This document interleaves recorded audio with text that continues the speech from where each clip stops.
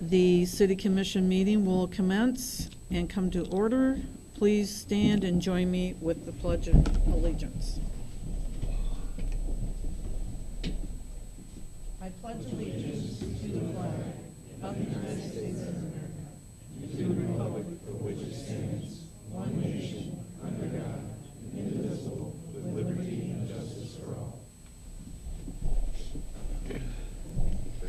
Thank you. I'd like to introduce Pastor David Hobick, who's from the First Presbyterian Church. Please come to the podium. Thank you for joining us.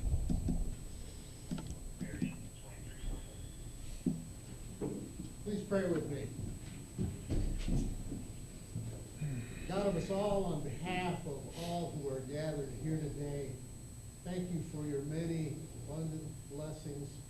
Thank you for life itself, for the measure of health that we need to fulfill our calling, for sustenance and for friendship.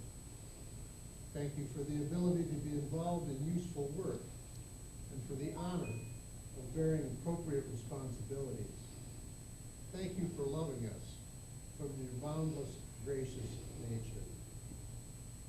In the scriptures, you established authorities to promote peace and order and justice.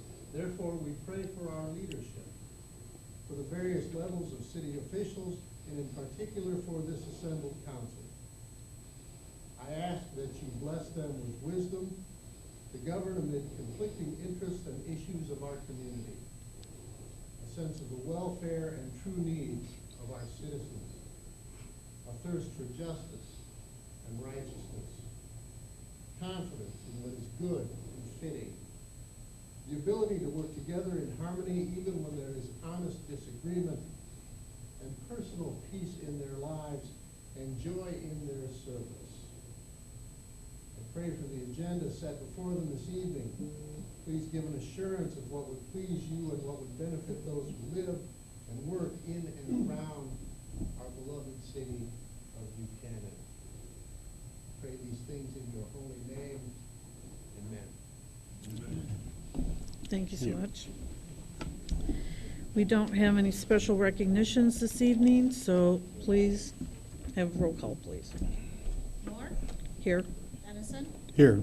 Downey, Here. Attorney, Here. Whedon, Here. Gilbert Plum. Thank you.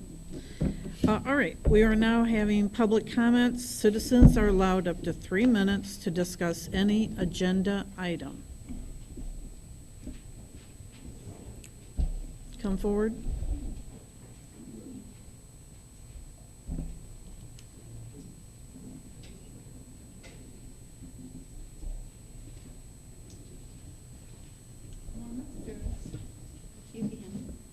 Two, I'm asking for an explanation of both of them. New business F. What is Michigan Total Healing Center? Are you pushing something new on us? Or is this something, I would like an explanation. And then consider moving forward for Mill Pond, or for the Mill Alley. Moving forward with what? What are you doing? Are we going to be looking at plans? Are we going to be looking at starting to work? Are we looking at something different? I'd like an explanation. I know it's on the agenda. I will wait. Thank you very much, and I have every hope that you will get the information you're asking for.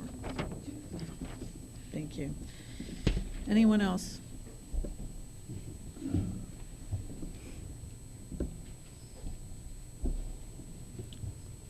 Randall Field, 12, West Chicago.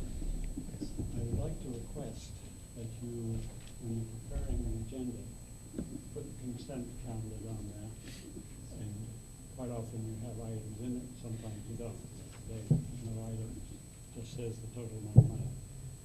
Would you please, because it's consent calendar and therefore gets passed with not much attention, you would put in the headings or titles, whatever you call them, of the various event things that are in it.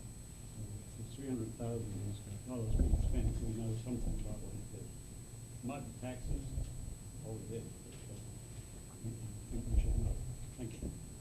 Thank you for your comments. Anyone else?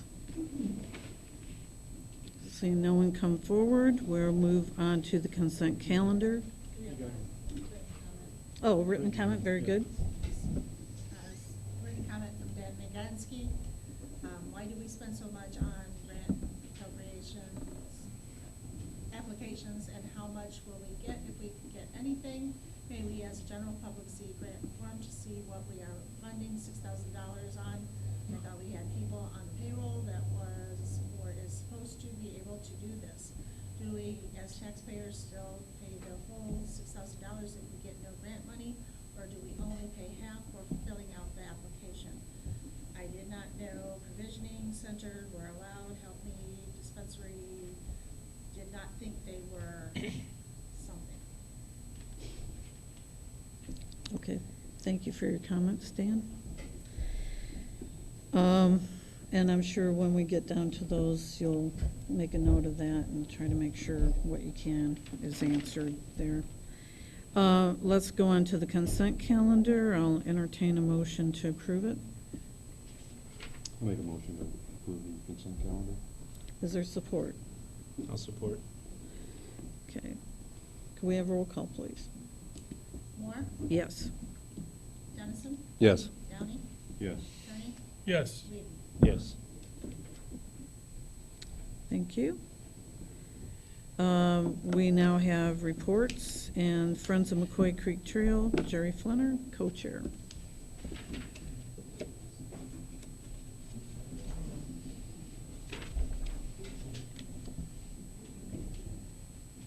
Before I introduce the McCoy Creek Trail Project, you've usually given me leeway to announce a few things around the town, so I'll take that. The Lions Club is having a euchre tournament at the American Legion, March 7th.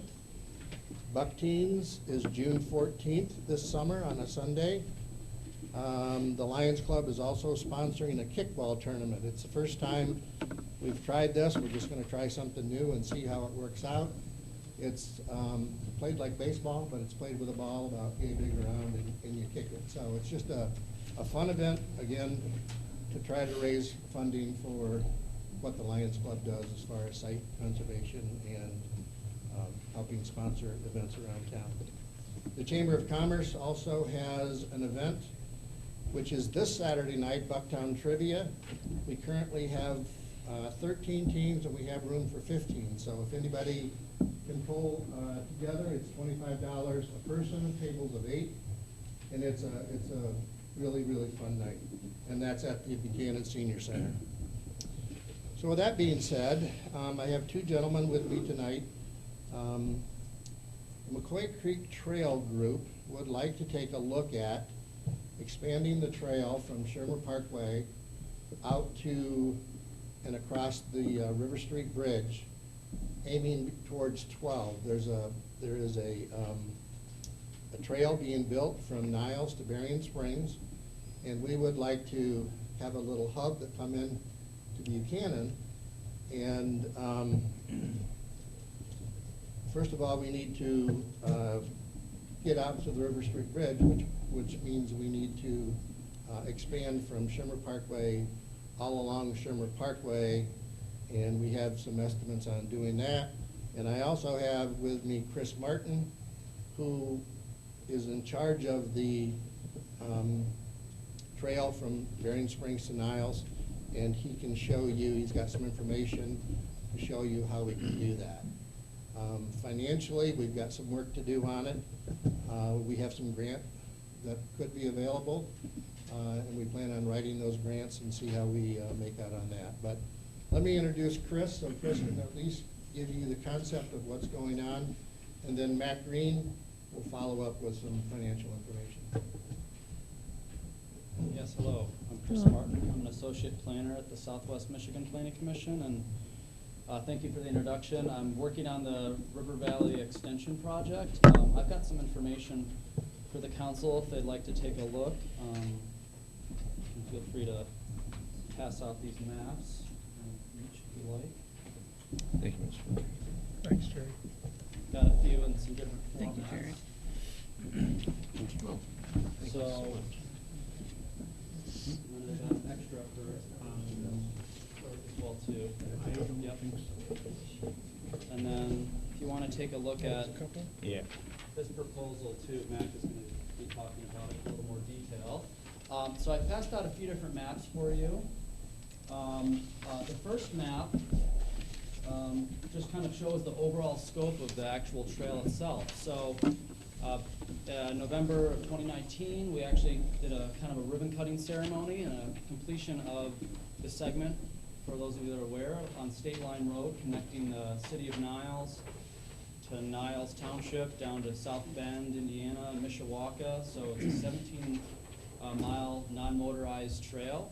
Actually, the first Michigan's bi-state non-motorized trail in the state's history, so that's pretty cool. And we're looking at expanding that north, actually, building on the momentum of this group. This has been about 2 decades in the making for this trail extension. Our Indiana partners are looking at expanding it to Elkhart, possibly to Granger, which would make it a huge network of trails. Right now, it's a 17 miles with some spurs off, about 34-mile round trip in total.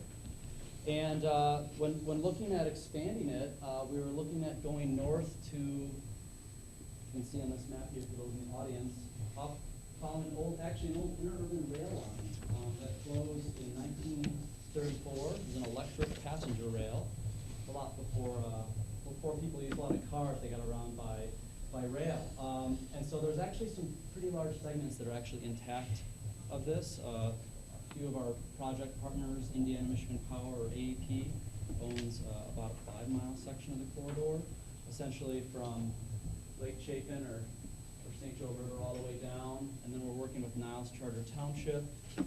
Michigan Department of Transportation is on our steering committee, as well as the city of Niles, because this segment will actually cross over the Dowagiac River.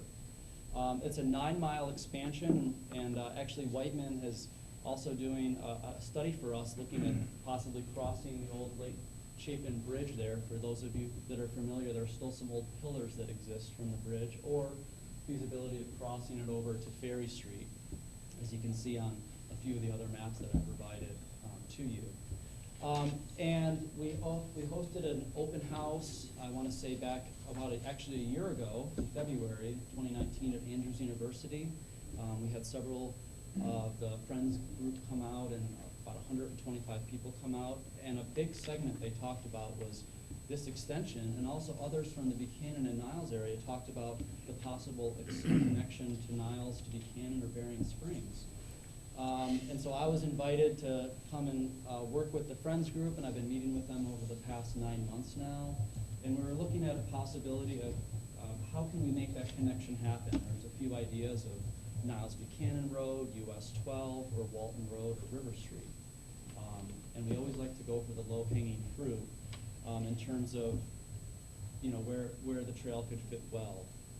And that was kind of also aligned with the road construction work you guys are going to be doing. I think it's going to be more patch and fill in terms of along Shermer Parkway, and that's where the trailhead, you have a great trailhead, parking, temporary restrooms, so it's a really good spot for people to meet and to access the trail. And so this one map, if you want to kind of pass it around, I didn't bring enough copies for everyone, but Mac is going to be kind of talking about this connection. So we were just awarded a second-year funding for planning and putting out possibly an RFP, request for proposal, on a study for the 9-mile segment. But I also want to kind of tie into how this can just expand and make it more of a regional trail system for the city residents here and the township residents to benefit. So we'll be working with Niles Charter Township and also Buchanan Township on this idea to possibly expand it and maybe connect it right there where Wynn Road meets. And Wynn Road actually kind of dead ends right into Walton, and that is where the old rail line actually is. So They're coming from here. we're going to try to work off of that. But to kind of get started here, we're kind of just reaching out to you because there's some actually upcoming transportation or TAP funding that's available. And from my office, we help administer that funding. So there would be some local match required. It is kind of an upcoming deadline, actually, not just a little bit over a month away for that. So that might be a way to get some low-hanging fruit. That would be almost essentially about 40% of the total project cost for this expansion. If you guys are interested in that, we could talk in more detail, but there's a wide range of other community grants or local grants we could try to achieve that match. But the goal is to hopefully make it more accessible for users and for people within the city to be able to access this proposed trail. So we've got another grant from the Michigan 4x4 that we're meeting with on working on this expansion. But this connection piece is something I'm also passionate about and willing to help the city as well as other community members. And if you guys have any questions, I'd be happy to talk more about this idea. So, if not, Matt can kind of go in and talk about some of the engineering behind it and some ways that we can help fund it. And Whiteman has been a great project partner for this trail within the Niles segment, and Niles Township in particular. They worked, they're great project partners. Chris, before you pass it over, Yes. Commissioner Turney has a question for you. Yes. I was just looking at this. So this stretch from Woodside Drive, Sherman Parkway, that's the extent of the extension from Buchanan's Yeah. deal on it? Exactly. But that's essentially, I believe, right there, kind of in the middle of the bridge is where the city kind of stops right there in the middle of the river. So that would be essentially the portion that we're looking at expanding. So it's really not that much further for you guys. There's going to be some work in terms of working with the road department. Kevin Stack is an engineer that's with the road department, and he's on our steering committee for the trail. And they work a lot with Whiteman as well too. So those are ideas that we're gonna, in conversations we're gonna continue to have. We're actually gonna be meeting with our steering committee on the extension project tomorrow morning at Berrien Township Hall. Okay. So I'm gonna be kind of updating the group on this concept as And I well. would imagine on the bridge, you're gonna have some type of area where it's gonna be pedestrians only, so that they go across.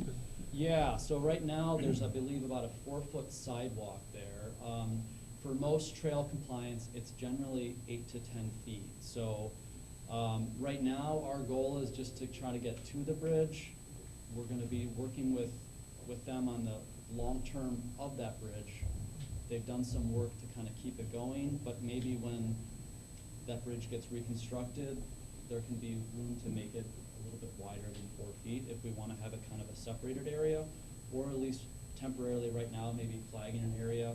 There is kind of some old feet there for a bike lane or something like that, where someone could maybe walk right now and have a bike area. But yeah, going forward in the future, that's something we could kind of look at to get more funding. The goal right now is to kind of just get us to the bridge. But looking at the bridge reconstruction is something that would be really That's gonna be important. state, that would be for the state to get to, then I would imagine the bridge. The county, I think, actually County? manages that bridge. Yeah, so Okay. they manage. So you'd be talking with, or us and then Niles would be talking with the county for assistance on that. Yeah, exactly, because I think you guys did some repair work this past year in 2019, right? Or that's going to be going on, Phil? Is that correct? And Yep. Chris, we have one more question here from Commissioner I may be Dunn. getting ahead of myself, so if I am, just tell me to be quiet. But No. as I look at the map, from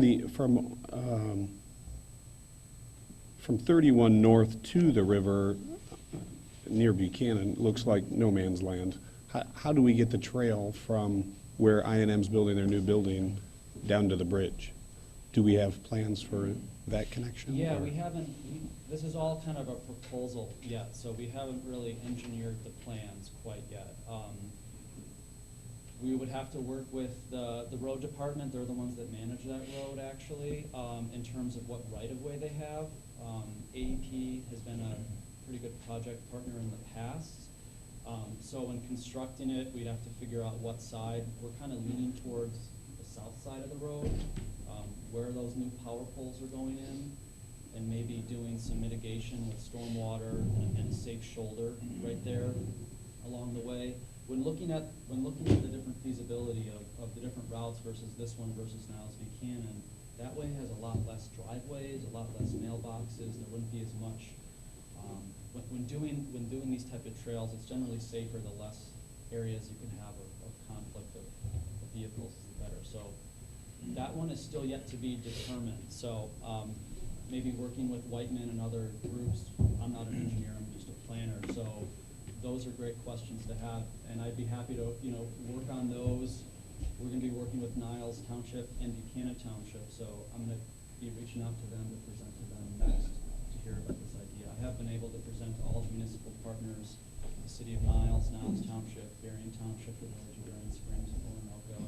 They're all really in support of this idea. And even I brought up the concept of connecting the city of Buchanan to it as well. And they say the more the merrier in regards to that. So, a great question, because right now that area doesn't have the widest shoulders. Now going north of 31 to M139, there actually are existing about 4 to 5 foot shoulders on both sides of the road there.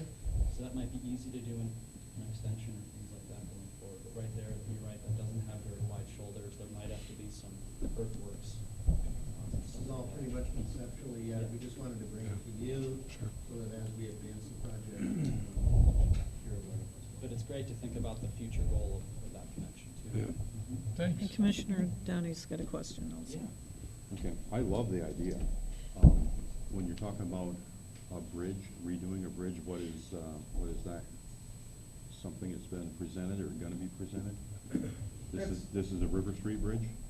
Yes. Yeah, the River Street Bridge. Okay. It's my understanding the county has some rebuilding project in the future to address that bridge, because they did a Band-Aid repair to it. But I know they spoke about having a much larger repair to that bridge. So I don't know what that entails, if they can expand it in the future to oblige the added space for a trail or a pedestrian walkover there. But we'll be talking with the road commission to see what their thoughts are moving forward here. You wanted to touch on the funding, non-motorized funding? Let me, one more Okay. thing here. So, my concern is, the 4 foot or whatever on the side of the road. When we go over the bypass, same thing there. Pedestrians on a bridge, I see accidents happening there. Now, and the reason I say that is because when I look at where the trail crosses US 12, that's one of the worst intersections in Niles, maybe one of the worst in the county. And then we have pedestrians crossing right there too. Right there, I thought that was a perfect place for a bridge going over for pedestrians and bikes. Yeah, that bridge in particular, the M51 bridge is actually getting rebuilt, actually, if you've seen the recent work, and that's gonna be having better access around 3rd Street, if that's what you're kind of referring to Yeah, now. I mean, the whole project. right? Yeah, the feasibility of doing the overpass, Mac might be able to highlight more, in terms of keeping the cost down. That was, I think, chosen to do the signal light there. But I know they're gonna be bringing it at grade right there and putting in some Michigan lefts and actually allowing a few more access points to the trail, connecting into more neighborhood areas too.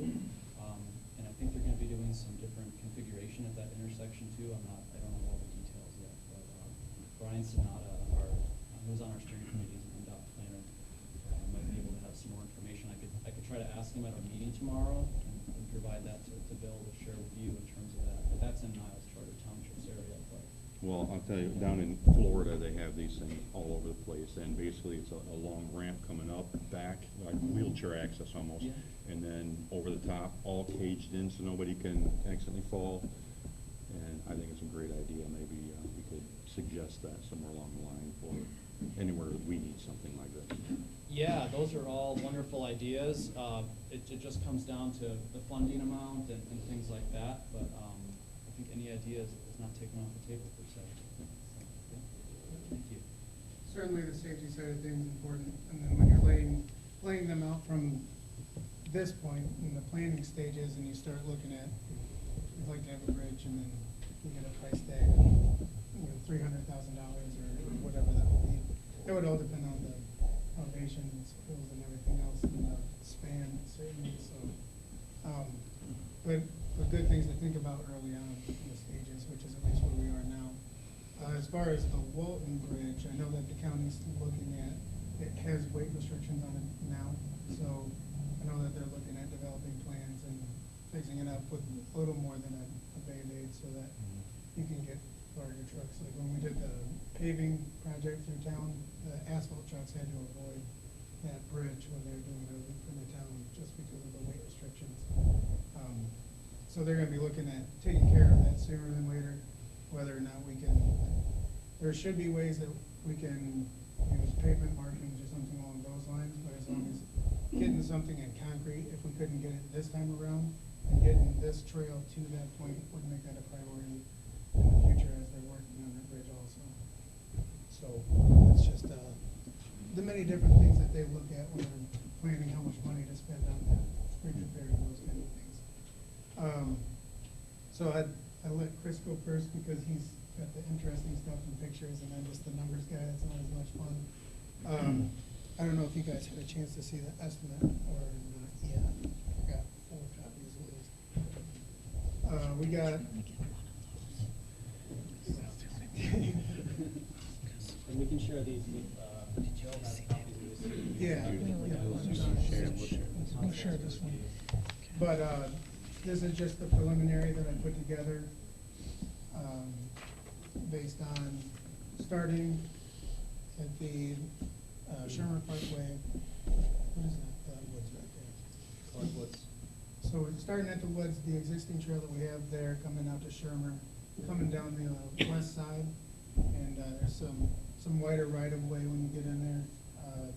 I prepared an estimate originally that was based on kind of piggybacking the Shermer Parkway project with the Category B funding, but after looking into the scope a little bit more and seeing that that's mill and fill and not total comprehensive repaving of the roadway, it really made sense to make this more of a standalone project versus, initially I was thinking of, a widened shoulder and basically getting the trail in there and just trying to run with that. But since that wasn't as significant of a project, it was determined that really doing a standalone and looking at if we're going to make this a regional trail, making it regional trail standards. So instead of a 6-foot wide widened shoulder, we'd actually be looking at moving the existing guardrail a little closer to the roadway and using the space on the other side so you'd be separated from the roadway when you're walking or riding your bike. Instead of 6-foot wide, looking at 10 feet, so then you can have people going both directions, bikes going both directions. And it makes a difference on the size of the aggregate basin and all of that fun stuff that we worry about. So that's what I included in that estimate. It'd be a split rail fence, or depending on the slopes on the other side, it'd be a pedestrian guardrail because the slopes then drop off on the west side there. So that's all kind of factored in preliminarily, at least, into our overall estimate. We got a message today from the Planning Commission that is about the TAP funding, Transportation Alternative Program, and that's designed for non-motorized trails.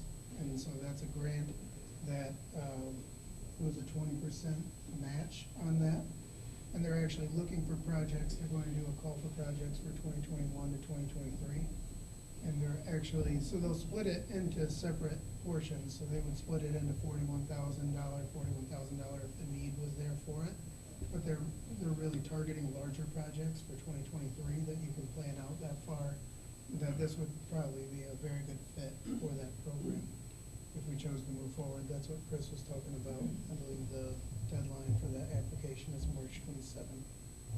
So that's the kind of notice that you get on these things sometimes, but definitely a great opportunity that we want to put into the city at least. And then in regards to the other gap, there's a lot of local grants that can be used. Also, you guys have a current master plan for your Parks and Rec, which allows you to apply for Michigan Passport grants, natural resource trust funds, which have been used at various points constructing the existing McCoy Creek Trail. And I think Bill had mentioned that that's going to be expiring next year, so we want to make sure we have this proposal in the update so it can be qualified. And the trail in the Indiana-Michigan Riverway Trail has already been awarded over $2 million in funding for this. So they really like the connectivity approach, not just siloed trails or parks. So by doing things like this, you're really opening up, even if you want to expand, I know there's a few gaps within the city limits too, that we could look at too, so, they really like the connection in regards to it. Commissioner Downey? Once you cross the bridge on Walton Road, is that Buchanan Township or is that Niles? That's Buchanan, Buchanan Township, very we're short about distance. range line. You've approached them too, and, River St. Joe's, all in favor. okay, good. Yeah, but we need to present, I'm gonna be reaching out to Buchanan, Township to let them know. I think you kind of indirectly spoke with them, but I'll probably give them a formal presentation on the conceptual idea of it. The Niles Charter Township, I just presented to their council about 3 weeks ago, and they were really in support of it, of that connection idea, and also the expansion north of Varian Springs, so, 'cause they're gonna play a big role. They have a lot of land in the trail, so. It's my understanding that, Jerry, correct, that I&M spoke pretty positively about the trail as well. Having that new facility out there, they're coming to our McCoy Creek Trail meeting next Thursday to talk about this, the whole thing conceptually, but yeah, they're in favor of programs like this that support recreation and stuff for their employees, so I think they'll be a good financial partner. And again, if we can use their right of way, because they've got a right of way all along there, so. Again, it's all conceptually, we just wanted you guys to have the information. We look forward to hopefully moving forward in the future. We will get busy on the grant writing process Wednesday or Friday, and see where that takes us, and we'll move on from there. Because the non-motorized money has to be committed for, so we have to present a project to the NATS group for consideration, and so, that'll be almost, what, 45% of the total project? If we could garner those funds from the regional group to commit to Buchanan, that would be very viable. And the funds that we get appropriated, just to let you know, so even though the grant application might seem urgent or soon, the construction, in terms of the timeline, is actually built out each year, so that's the total we have for the upcoming 3 years. So like, for the allocation for 2021, we wouldn't have to actually have the construction out until 2024. You can do it earlier, but we don't have to so even though the grant writing might be a little bit forward in terms of the construction, work everything out, and that could be kind of phased out as well too, so we don't have to feel pressure. It's similar to the downtown money we got committed from NATS for the 2023 road replacement of Front Street, so. Okay, very good. Any other questions for these gentlemen? We appreciate the presentation, and I think it sounds like we're very looking forward to this. So you know, these are two Buchanan graduates. Congratulations, and Hometown. thank you. Neil, can I ask one quick question? Sure.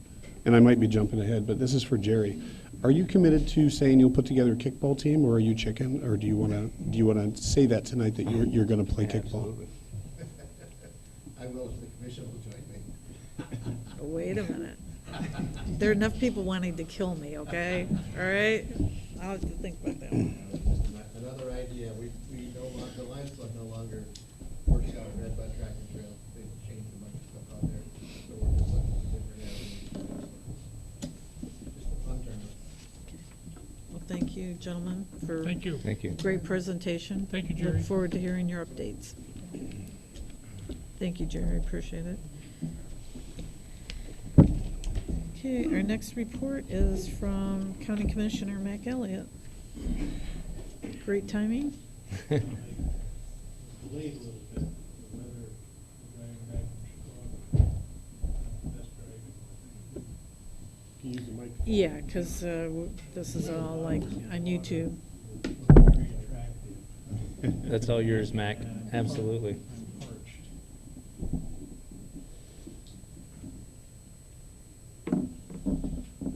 I'm not endorsing any financial institution, by the way. This was a gift, and it's good for wicking off water, and it's plenty wet tonight. Bill and I had talked a few weeks ago, and the there was a little bit of controversy about the Second Amendment and whether communities should become Second Amendment sanctuaries. A lot of it seemed to be coming out of the Commonwealth of Virginia, where the state legislature and the governor were having issues with counties, county sheriffs, and some of that seems to be resolving now, but I know they had a big gathering out there, and it's come into Michigan. Several counties up north had adopted resolutions declaring themselves sanctuary counties, Second Amendment sanctuary counties. Came to Berrien about a month ago, a little more. And it seemed that this document had just been circulated all around and originated with someone who's an internet radio personality. I can't remember the person's name even, but some counties adopted it, some didn't. Some said, well, we're a constitutional county. And when it came to Berrien, we talked about it. We did some research into what it could mean. And the big stumbling block, I think, was the word sanctuary. Because sanctuary is one of those words that has taken on a different meaning in political discourse. You know, it's not like Surrett Nature Center or Fernwood or the Finn, or you know, where you think sanctuary for wildlife, plant life, whatever. It has, unfortunately, because of places like Los Angeles and New York and really the whole state of California, it says if you snuck into the United States, which means you're not here legally, and while you're here, you broke the law, federal law, we won't reveal that you're here, we won't cooperate with the United States government in the enforcement of U.S. law to have someone who's here illegally removed. So we didn't want to use the word sanctuary because of that connotation that it's taken on, right? Right or wrong, that just has happened. So, let's see, not last Thursday, but the Thursday before, the 6th, we had a large group come in, and the room was literally divided between people who wanted us to do a very strong Second Amendment type endorsement, and people who said they didn't think that the framers of the Constitution intended for anyone to have a bazooka at home. Or, I mean, so it was really covering the spectrum. Automatic, semi-automatic, what should be there under the Second Amendment, which, as you know, it talks about the right to bear arms and the right to have an organized militia. So everybody had a turn to talk. It went for over an hour. And it came to me to exercise the prerogative of the chair. And so I had gone back and looked up an article from 1991, which was the 200th anniversary of when enough states passed the first 10 amendments for those to be added to the Constitution. And you know, we call those first 10 the Bill of Rights, because they're so focused on individual liberties and protections and so forth for individuals in terms of not having government get into your privacy, get into your liberties and so forth. And I read through it because I happened to have been at that meeting, that celebration, which was over in Berrien Springs at the old courthouse. And we had people there from law enforcement, local courts, federal courts, and people talked about the Bill of Rights. And I found my presentation, dusted it off, and went through and discussed how important this amendment is, but it's really important in context. And talked about how the Bill of Rights came about, because, you know, we declared independence in 1776, but that's not the end of the story. That was just the start. And if you want to read something sometime, look at what happened to the 58 people who signed the Declaration of Independence. A lot of them went bankrupt, some were in prison, some were just outright killed, families were separated. I mean, when they signed that, they were basically telling the King of England to take a hike, and the King didn't like that.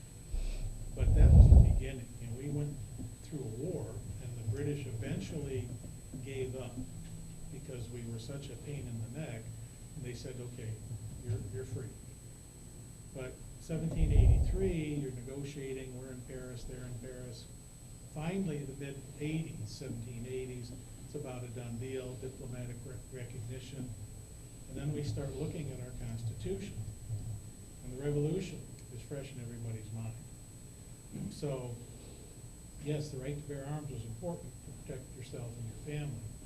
But so was that First Amendment, something called the right to free speech. Didn't have to worry that they were going to come in like in a room like this and grab you and take you out and never be seen again. Because you could also assemble without worry. You could go to church wherever you wanted to, or not. There was no state religion. People were also concerned that the redcoats would show up at night and kick them out of their homes. Say, we are now taking quarter in your house, and you go find someplace else to stay. And you'd say, well, what, for a night? No, we'll let you know. So the Third Amendment said you don't have to quarter troops.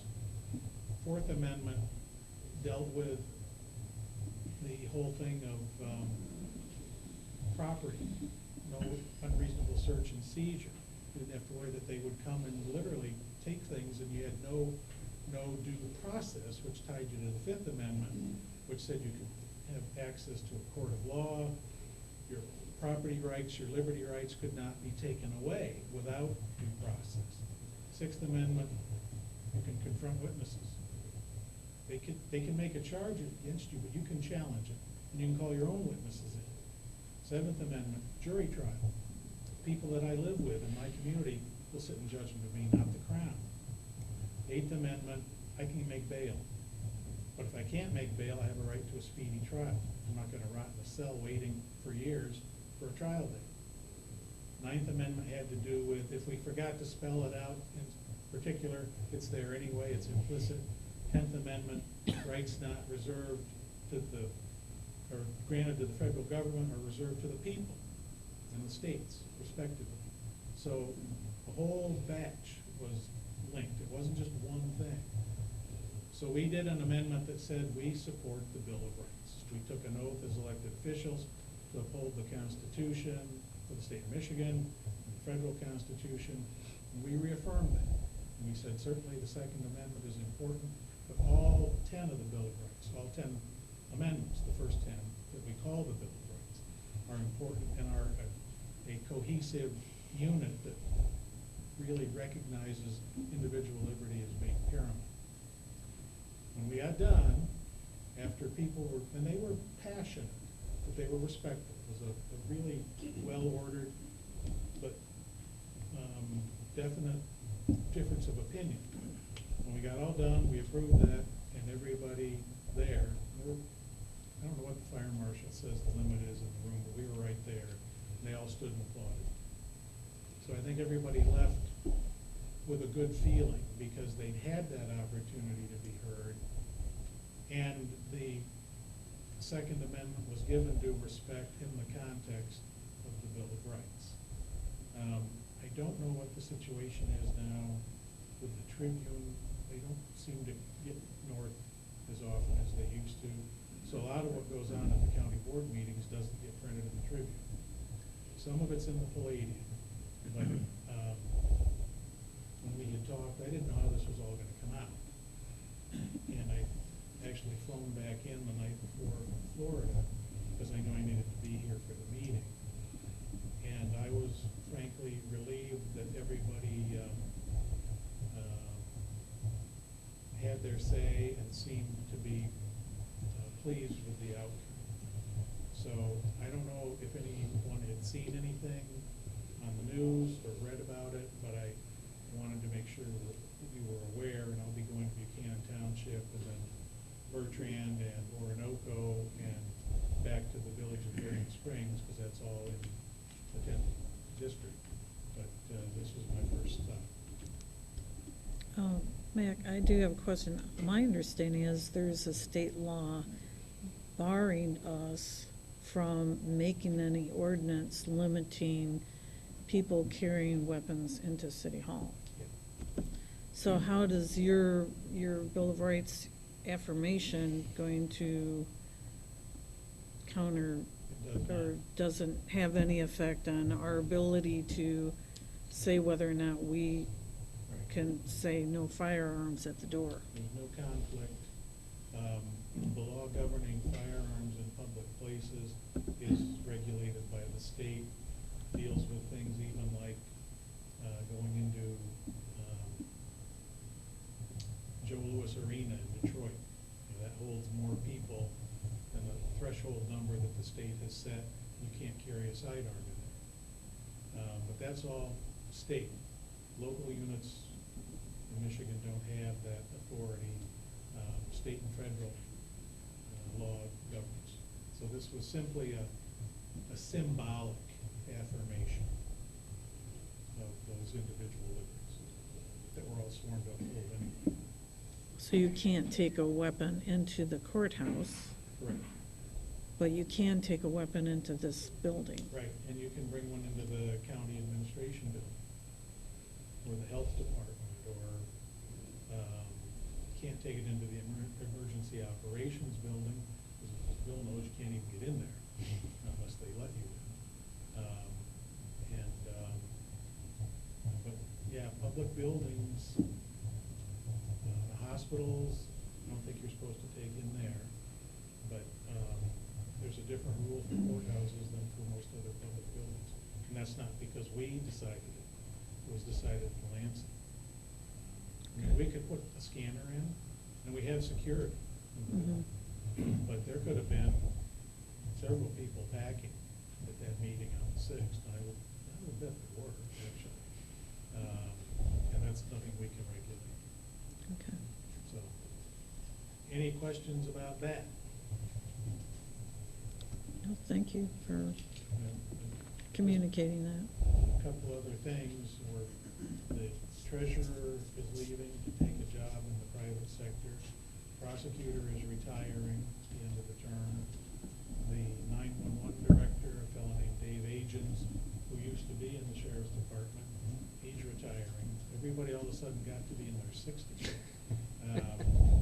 The administrator is leaving in June, and the county attorney is leaving. So we've got some jobs to post, and it'll all work out. It's just like the change of seasons, these things happen. But, and Walton Road Bridge is on the list for major funding. It was one of them that was put in, I think, in 2018. You might put 15 or 20 in and get one or two, and we got Walton and one other one, and I think it might be this year that they're supposed to start. If not, it's 2021. It's not just gonna be a Band-Aid. So, That's perfect. Thank you. you're welcome. Thank you, Can I, Mac. Absolutely. get That is all yours. Thanks, Mac. Thank you so much. Appreciate it. Okay, does anyone want to, I don't see Alice here. Oh, you're speaking on behalf of the Leo Club? Okay.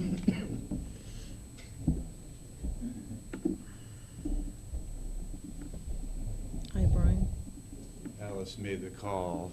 Okay, I guess she very forgot good. to, so, no, I am not Alice Green. I'm Brian Fisher. I'm the Leo Club advisor for the Buchanan Lions Club. But more importantly, we have McKenna Messeral here, and she's a junior at the high school. After high school, she'll probably maybe go in the military, and she's a couple things she would like to ask you. Hello. Hello. I'm McKenna, and I'm here on behalf of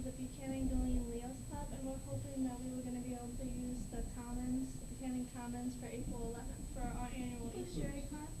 We were also hoping that we were going to be able to hang a banner down by the gazebo, like down by McCoy Creek, so like a week before, so we can promote it. Have you submitted, there's a form that needs to be filled out. Have you submitted that to the city yet? Okay. Very good. I think she did too. Are there any questions for this young lady about the Easter egg hunt? Well, I think her comment about a week ahead of time, isn't the ordinance 2 weeks you can hang it? You can, Okay. up to 2 weeks. That'd be great. Got some extra time. Awesome, thank you so much. Is there a motion to approve the Easter egg hunt and the banner? I'll make the motion to approve the Easter egg hunt and the banner. I'll support it. All in favor say aye. Aye. Any nays? No nays? Congratulations. There you go. Great, thanks so much. Thank you She's for got school coming. tomorrow, so we can't stay for the whole meeting. That's fine. We understand. Thank you. Come again. Thank you.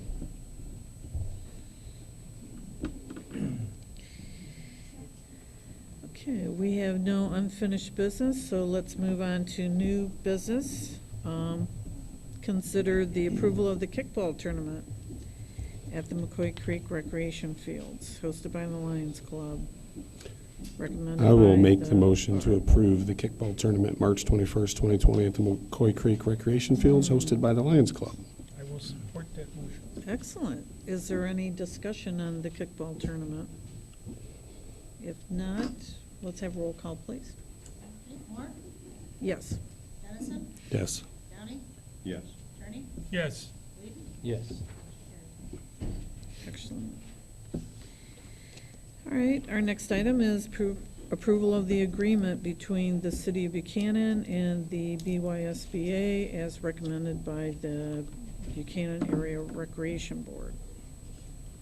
Mayor and Commissioners, this is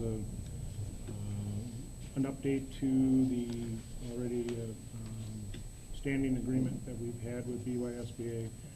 The BYSBA board recently changed significantly, so we wanted to get some new signatures on the agreement. So the only thing that really has changed is the date and the signatures that'll appear on that agreement. So BYSBA came in front of the bar board, presented themselves. The bar is now recommending the commission to approve the agreement. Are there any questions for the city manager about that? If not, I'll entertain a motion. I'll make a motion to approve the agreement between the City of Buchanan and the Buchanan Youth Softball Baseball Association as recommended by the bar. I will support that motion. Very good. Any further discussion? Seeing none, roll call, please. Downey, Yes. Moore, Yes.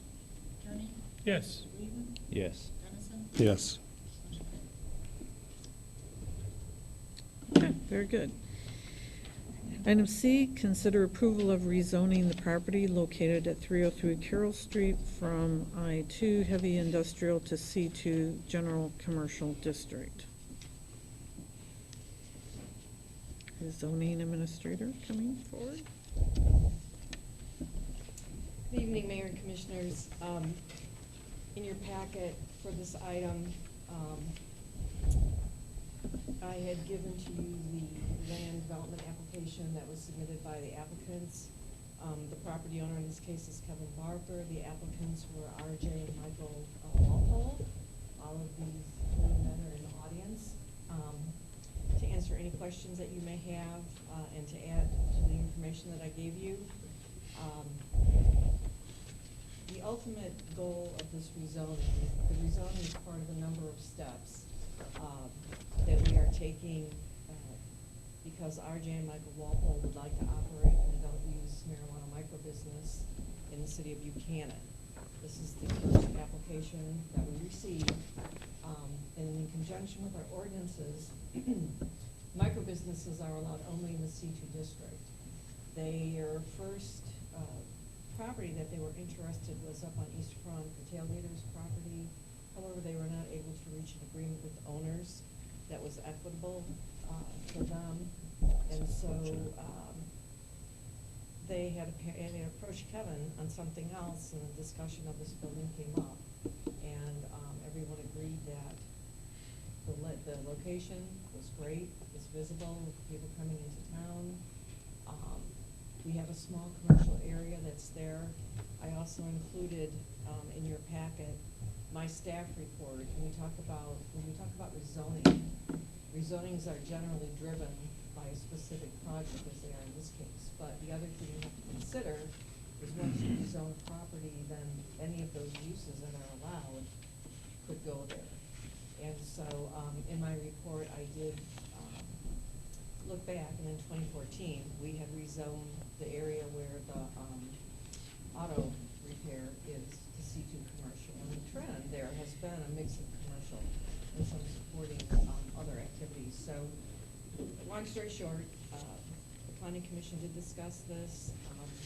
Both Michael and RJ spoke, as did Kevin Barker, and supported that. And there were also people, some of the neighboring property owners who also came and spoke in support. So the rezoning is actually an amendment to the ordinance, and the planning commission's role is to hear the public, make a recommendation to you, because you as the city commission are the only body that can change and amend ordinances in the city. So that's why we are here tonight, to seek your approval on the rezoning request, and I'd be happy to answer any questions you have.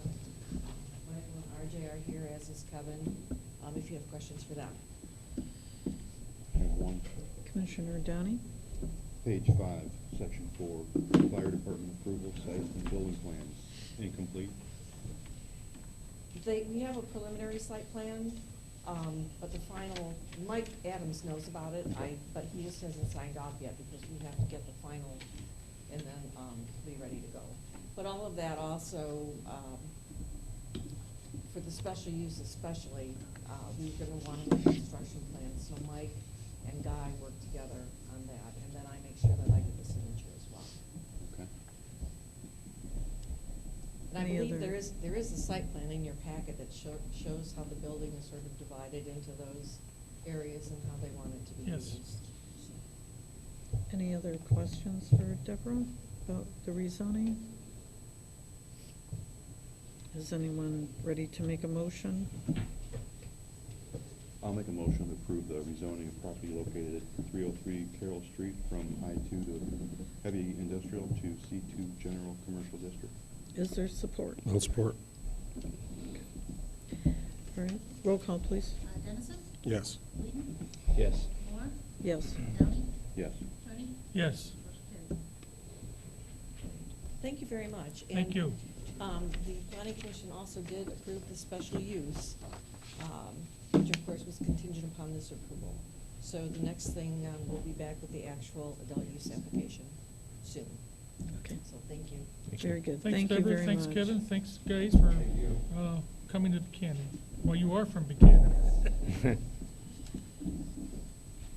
Okay, we're moving on to item D, consider approval, the renewal of the following medical marijuana permits for Redbud Roots, the 448 Post Road, 215 Post Road, and 208 Post Road.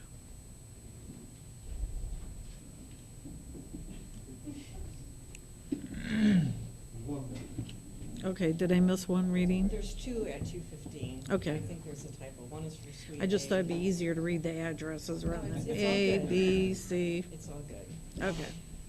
And I would be happy to answer any questions. Next to me is the man who needs no introduction because he's been here so often. But Alex is here. No, it's all good. This is standard procedure in our ordinance. Our medical marijuana facility permittees are required to renew their permit annually. And so that is the exercise that we're going through at the moment. And again, if you have any questions, Alex can answer those specific questions for you. But these were routed through the staff, and everybody has approved them. Okay, anyone have a question for either No, I think of all them? the paperwork seems to be in order. Okay. Then I'll entertain a motion. I'll I'll make a motion to approve the renewal of the following medical marijuana permits for Red Bud Roots, Class C Grow at 448 Post Road, Class C Grow Suite B and Processor Suite B at 215 Post Road, Suites A, Class C Grow at 208 Post Road. I will Is there support? I will support that motion. Very good. Is there any further discussion? If not, roll call, please. Yes. Ryan? Yes. Dennison? Yes. Moore? Yes. Downey? Yes. Motion carried. Great, thank you. All right.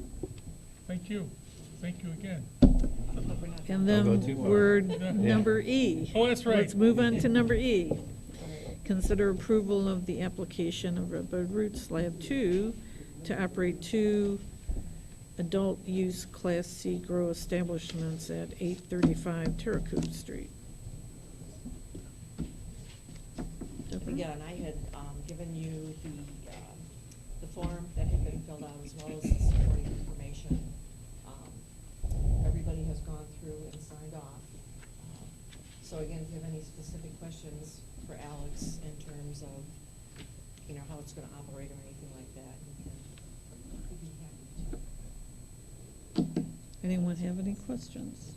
Your Honor, I'll make the motion Okay. to approve the application of Red Bud Roots Lab 2 to operate 2 adult-use Class C grow establishments at 835 Terra Coop. Support. Okay, we have a motion and support. Is there any further discussion? Okay, can we have roll call, please? Jody?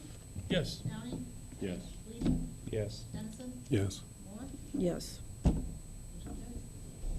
Thank you. Thank you, Thanks so Alex. much. Okay, and now we're at item F. Consider the request of Michigan Total Healing Center of Buchanan to transfer their medical marijuana facility permit to QPS Michigan Holdings for the operation of a provisioning center at 804 East Front Street. Okay, again, thank you, Mayor and Commissioners. And could you, explain what those entities are called and that they're 2 different entities?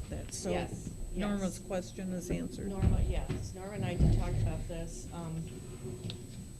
Michigan Total Healing Center is the name of the LLC that was originally permitted at this location by the city of Buchanan. That was the name that they chose. So that's why you see that there. They, and Travis Copenhaver, their attorney, is here representing them. Tom Wright, who is the senior, is in Florida and is in Elmhurst, and so his attorney is representing him. But Michigan Total Healing Center had been approved for the provisioning center here and also a grow in Eau Claire. And because of some delays with the state and some other things, they are seeking an infusion of capital investment. And so they have connected with QPS Michigan Holdings. Ankur, I mispronounce your name. Runta, thank you, is the CEO, and he is here tonight. They're both here just to explain what the process is. We're following our ordinance, which does allow a transfer of the interest with your permission. And I had attached, the background information.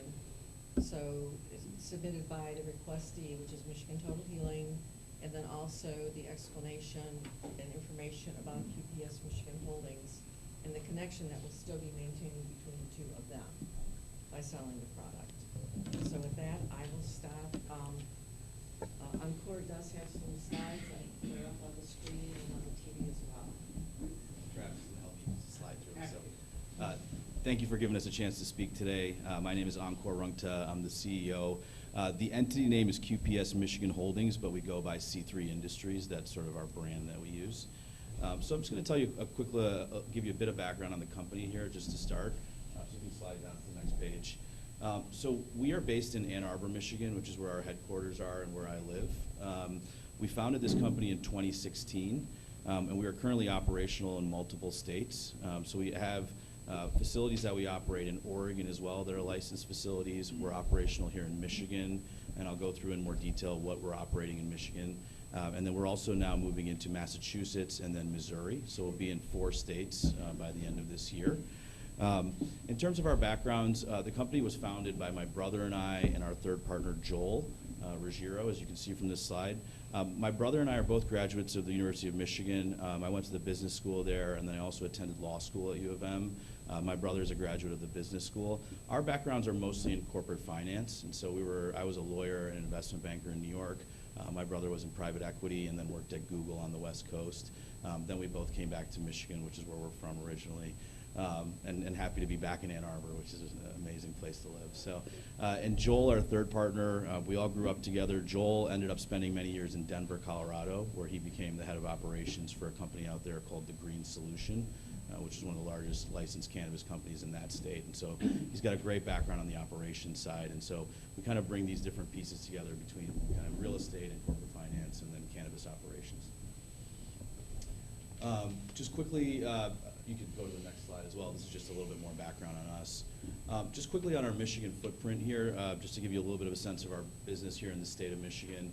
We currently operate a production facility in Weberville, which is just east of Lansing off of 96. There we operate several Class C cultivation licenses as well as a processing facility.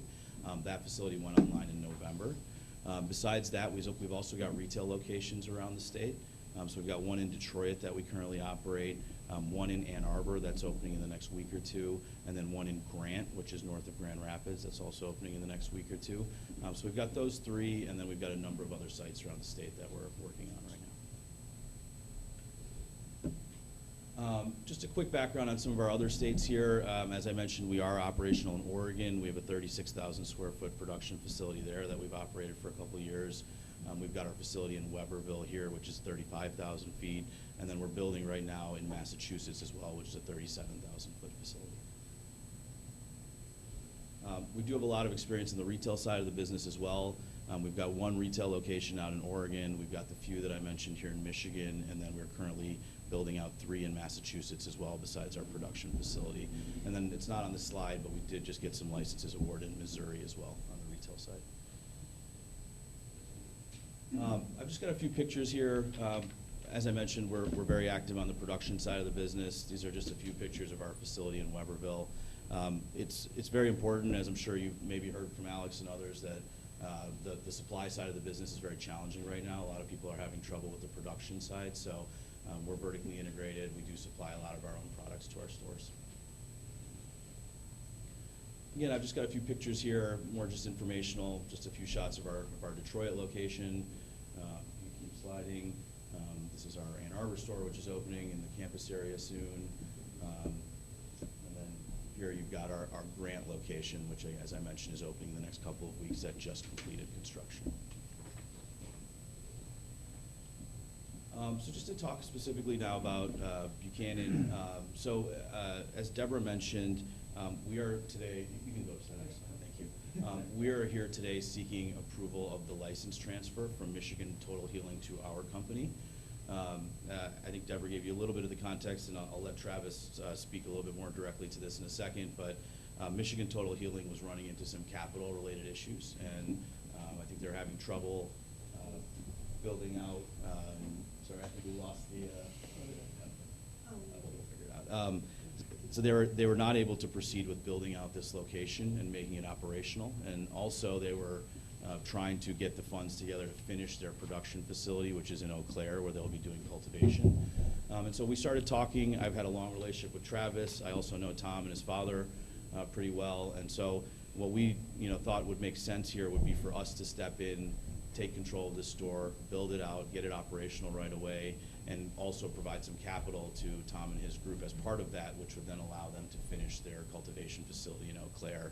And then what we've also done is entered into a letter of intent for Tom's cultivation facility to continue supplying us with product once they become operational. So try to maintain some continuity, trying to show that there's an ongoing relationship here between these businesses. You can go to the next page, please, quickly. We are hoping to move forward pretty quickly here if the license transfer is approved. We've already been in communication with the building department here. I should have a full stamped set of architectural and engineering drawings ready in the next week or so. They've been kind of working on them for the last several weeks. We will submit that to Guy Lewis here and hopefully get through that process quickly. I've got the same contractor that I just used in Grant would be interested in building out this site. We think it's about 60 days to do the interior renovations. And so I'm pretty confident that we could get the store open by the end of May is our target, and very similar timeline to what I just went through with our other locations. Just addressing the adult use piece of this, our intention is to apply for adult use approval as well. We would like to open the store as both adult use and medical. As I mentioned, our cultivation and processing facility is in Weberville. That holds both adult use and medical licenses, and so we're producing products for both markets. We can supply our stores with products for both types of customers. Our Ann Arbor store is also approved for adult use. Grant is in the process currently of passing an ordinance. It'll happen in the next 60 days or so. But our hope is to operate a number of locations that are both medical and adult use. Just to quickly touch on store leadership, we do have a great team, we think, both in terms of our store level leadership as well as our corporate team. So our regional manager for Western Michigan is based in Grand Rapids. Her name is Melissa Principe. She has a pretty deep background in wine and spirits sales and distribution. So something that we think is very relevant for our business. She's excellent, great leader, very used to operating in a licensed and compliant market, which she's got years of experience with. The store manager that we have identified and would like to bring on, assuming that we move forward, is a woman who has run another licensed dispensary here in the state for almost 9 months now. Has a lot of experience. It's very relevant. Again, run a licensed store, which is very different than running a caregiver store or another type of model. So again, just great leadership, we think, for this location. And then we've also got a pretty strong corporate team. A lot of cannabis companies are just getting started right now, so they haven't built out some of the corporate functions that you'd be used to seeing. And so we've got a pretty solid team when it comes to finance, accounting, HR, compliance, all the things that you need to worry about to run these businesses properly. I've just got here a couple of just proposed plans. This is the interior layout that we'd like to go with. Again, this has not yet been approved from a kind of building department standpoint, but we are going to be looking to submit it here quickly. The next page just shows we've got a pretty detailed security layout as well. We've got a great security firm that we work with that does all the kind of installation of cameras and third-party monitoring of the surveillance system, of the alarm system. And again, we've gone through this process a few times now, so we're pretty, sort of familiar with what the state is looking for and how to make sure that we meet the various requirements. So again, I went through everything pretty quickly, but more than happy to answer any questions and just wanted to provide some background. Commissioner Attorney? Where are you with the state license for this particular building? Do you have it, or are you negotiating, or when do you anticipate? So our company holds state licenses, and we hold state licenses for all these other facilities that I just mentioned to you. Here, if I were to receive the local approval, then I'll have an attestation signed by Deborah and the staff, and I submit that, and then we would get the final license issued. So It has that to, I have could to get the local. Right, but then that could be, well, I know the governor is trying to move this licensing forward. It's actually fairly quick for these individual, because we already have the company level licensing, so it would just be us submitting the store level plans, and that can actually, once we finish our build out, they'll inspect and approve that within a matter of usually Yeah, 10 I'm on the days. planning commission, so you'll be coming with Yeah, those yeah, to but- get the footprint sure, approved. Absolutely, but I think once we have all of our local ducks in a row, then the state process is actually pretty quick at that point. And So Deborah, you'll probably be coming to the next planning commission? yeah, I'd like to. Yeah, Yeah, yeah. trying to go step by step. And then you're hoping to get this straight by May, that it'll be up and functioning. Yeah, I think we're ready to submit our stamped drawings, let's say next Monday, roughly speaking, and I don't know exactly how long that review will take, but it's pretty straightforward in terms of what we're proposing for the interior. And once we get the building permit issued, we could build the space out in about 60 days from that point. So that's why I'm saying late May is my. Yeah, our next planning commission is, after tonight, is 2 weeks. Okay. I think you And- can and get the- with Deborah before you leave, and she can Sure. give you the final instructions. Yeah, yeah, we're teed up and ready to go for all the steps in the process. so, Alrighty, yeah. thank you. Yeah. Commissioner Whedon? So I made a few notes, and thank you so much for bringing this to Buchanan. First and foremost, would you be willing to share the copy of the slide deck with the commission? Absolutely, actually, I believe it's already been emailed over, but I'll make sure Perfect. that, yeah. Okay. Great, great, great. Second of all, what interests you in coming to Buchanan, right? Because we've been lucky enough to be afforded the opportunity to have a lot of dealings with very professional companies between Ed and Alex, and individuals who've proven their worth to the commission and to the community, right? And what they've done for Thrill on the Hill, and the opportunities and the experiences they've had and their vision of what the future of Michigan marijuana businesses look like. Sure. So I'd be interested to hear what you believe, and being from Michigan, right, Yeah. University of Michigan. Yep. The mayor won't hold that against you, I promise. Michigan State, She'll try sorry. not to, We've got some right? great state people on here, my colleagues as well, So I guess I say all that to say this, that Buchanan is near and dear to our hearts. Sure. You'll find a lot of passion and a lot of desire to keep things laissez-faire, right? We're a good community. People have been around here a long time, and Sure. so I'd be interested to hear what propelled Yeah, you outside of the opportunity to assist them with financial Yeah, assistance, no, right? Absolutely. I mean, so for us, I mean, what we've set out to do in terms of our retail strategy is we want to have a strong retail portfolio that's kind of spread out around the state. And so we look at the state and we say, how can we have a nice presence in each of the different kind of parts of the state geographically? Because ultimately, we're producing a lot of our own products in-house. We want them to become available for consumers. We think, we're biased, but we produce very high-quality cannabis products. And so for us, it's about making sure that our consumers or our patients, wherever they are in the state, can kind of access them easily. And so as I look at the map, this is a key part of the state that we want to be in Southwest Michigan. And, the Buchanan community from the outside, and I'm somewhat new to it, but it seems welcoming to cannabis businesses. I think what we've learned doing this over time is that it's good to work with a community that wants it there in some fashion, and then try to find sort of the right opportunities that then we can bring value into. And so when I look at this particular opportunity, it made a lot of sense. We actually figured it out pretty quickly because we said, you guys have this great location, you've got an incredible property, a site that we think is perfect for it, parking, standalone building, all the things that we look for in a community that's been pretty supportive of it. But you're stuck. You're not able to push it to that point of actually moving forward.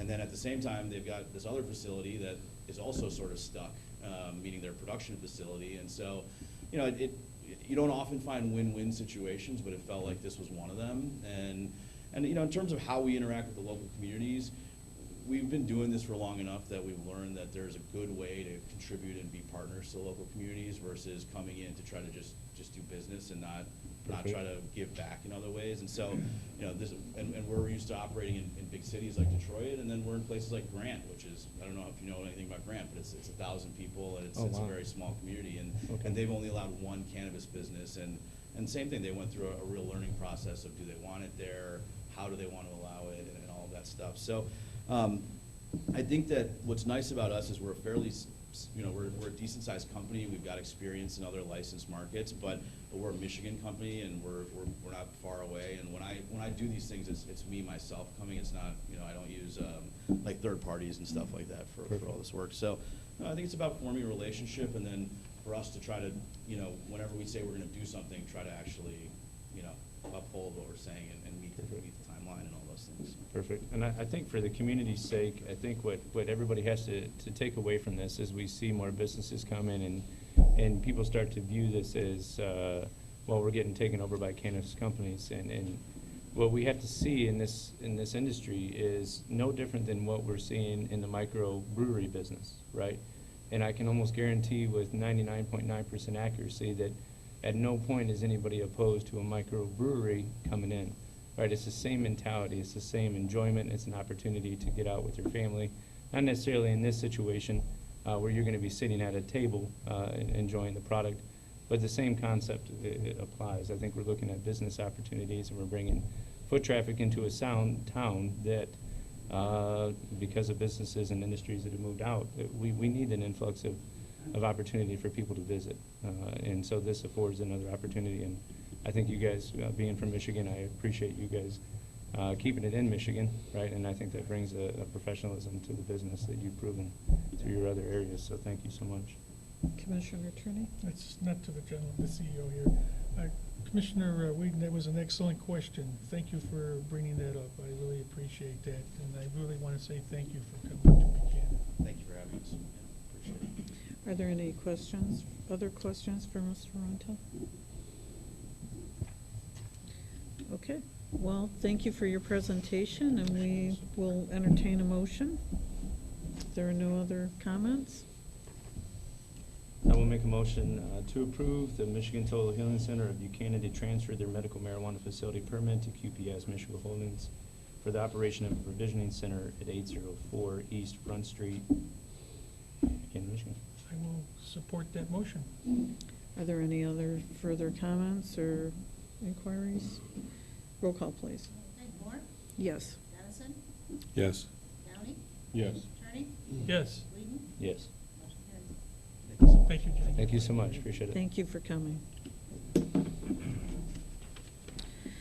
Okay, our next item is G, consider and approve the DDA Mill Alley project. And Bill, do you have our next steps for Mayor and us? Commissioner, if you go way back to the Andrews Farm tip, and its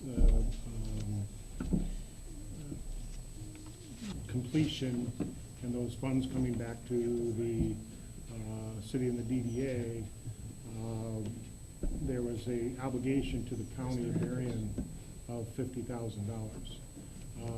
To address that debt to the county in a way that is good for the county and good for the city of Buchanan, there's a opportunity to work with the county of Berrien and their facilities, road commission, engineering, and their people to do a downtown improvement project for the city. And that it would be in lieu of the obligation we owe to the county. So what the DDA has spoken about, what they've kind of identified with is that they would like to rebuild the boardwalk that is down at Pears Mill. The boards are getting a little weathered. The handrails are getting pretty weathered and starting to deteriorate. Actually, the boards are over on a small portion of private property. So we would try to redesign that to put it solely within the confines of city property. So redoing that, adding some brickwork of a walkway that would get us towards the end of the boardwalk going towards the farmer's market, would get us up towards the farmer's market in this project, is something that we all see as a real benefit and a good way to make the debt go away for the city and the county. So right now, in front of you, you've got Resolution 206, and which is basically just authorizing me to work with the county of Berrien in consultation with the DDA to develop the plan and bring it back to you for approval. Are there any specific questions for Bill? I do have one. Will this project be able to go forward if the DDA no longer exists? Yes, actually, the agreement was between the city and Berrien County.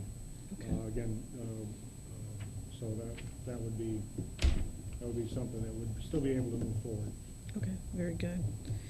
And then this resolution would basically allow our discussion, and then the actual project would come back here for us to review Yeah. the extent of it, the scope of it, the cost, and We would have, we'd be able to, with this, we'll be able to get together, detail the project. The county would provide us with the cost estimates of the scope of work. It comes back to the commission, and I'm sure it'll be approved by the DDA once everybody's in consensus. They'll recommend to the city commission to approve the project, and we'll be able to move forward. okay, very good. Are there any questions? Comment. Commissioner Downey? So the rest of the commissioners know here, and I guess everybody out here too, the reason there's a handoff from the DDA to the city is because the city owns the property. Yep. Any other questions for, is there a motion? Make the motion to approve the DDA Mill Alley project. What do you mean, approve this resolution? Oh, the resolution, I'm sorry. Mhm. I'll make the motion to approve the resolution 206. 2020-2/206. Okay, I'll is there support. support? I'll support. Okay, very good. Are there any other comments, questions, or inquiries? Okay, can we have roll call, please? Downey? Yes. Moore? Yes. Journey? Yes. Whedon? Yes. Dennis? Yes. Motion carried. Okay, our next item, consider approving the Prina Newhoff to move forward and include the DPW utility building project in the USDA grant application for the sum of $6,000. Yep, Mayor and Commissioners, again, we have had long discussions about the need for a new DPW building. We've been working hard to try to find the best funding for that building. And it's been determined that the USDA source of funding is the best and most appropriate for our needs, mainly because there's a formula that limits us to $1.25 million of dollars we could borrow directly from a commercial bank. But USDA will be able to fund the total project, whatever that ends up being.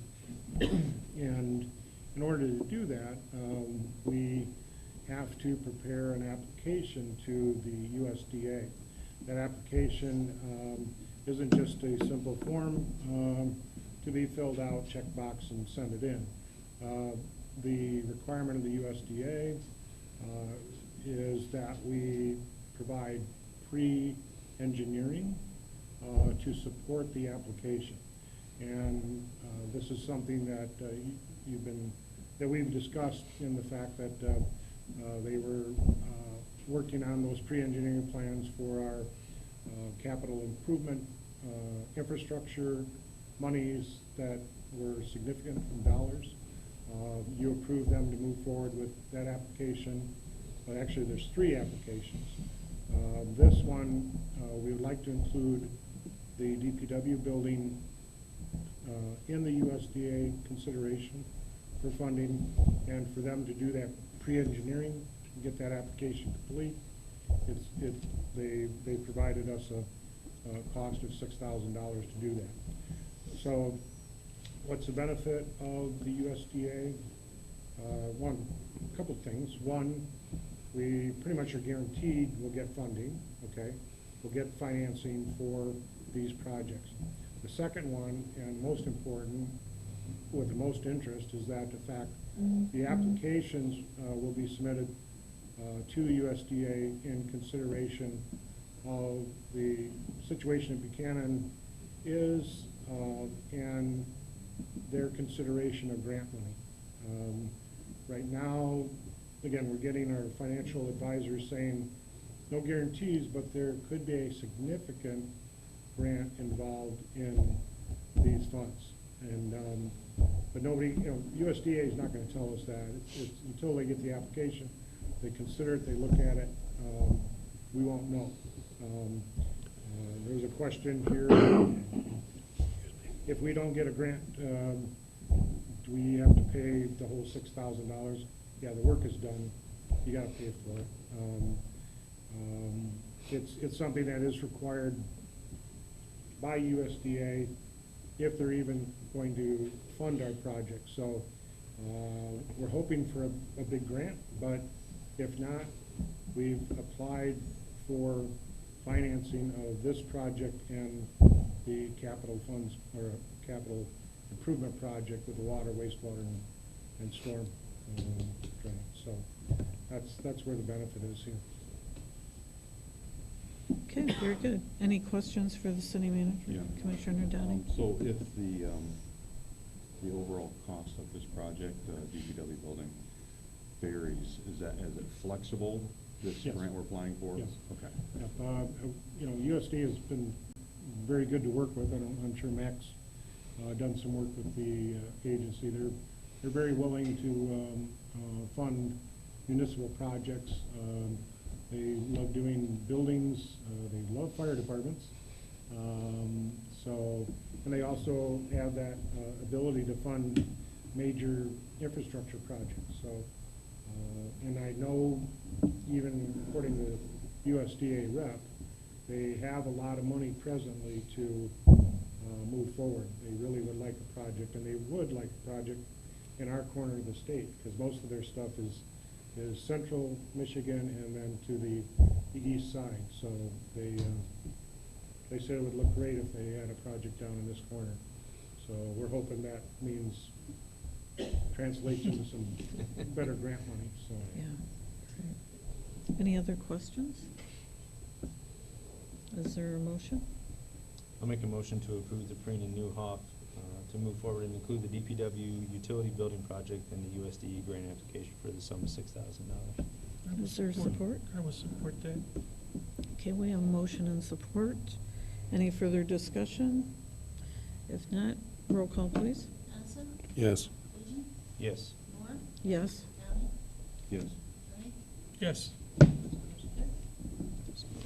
Okay, very good. And I do want to remind everyone that the materials, the background materials for our meeting are always here available for review at City Hall, and they have been ongoing. So if anyone would like to review what is included in those expense amounts or any other item that we are going to be discussing, you can come Monday and review your materials. Is that usually at the front counter, or is that in your office? Well, we're gonna have it available, so just so you know. Okay, it's usually on the front table here, so. So just so everyone knows, we are trying to get the information out, so you're prepared for the meeting as well as we are. Okay, and we are now moving to public comments. Citizens are allowed up to 3 minutes to discuss any non-agenda item. Mr. Money?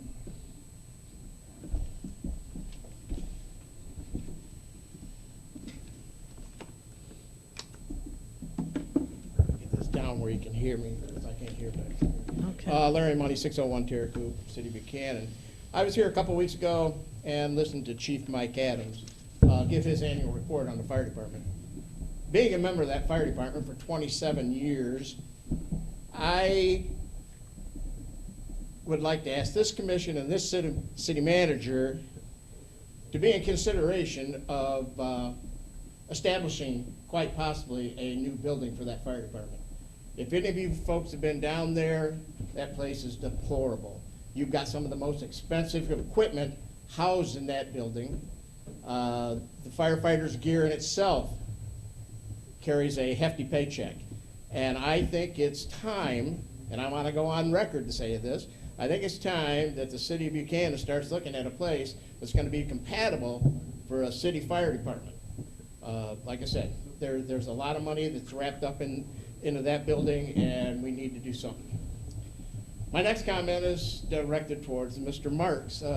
He knows that we're on a committee, or I'm part of a committee through the American Legion to hang Hometown to Hero banners within the city. We're moving along with that project. Mr. Whedon hasn't turned in his application yet, but that's all right.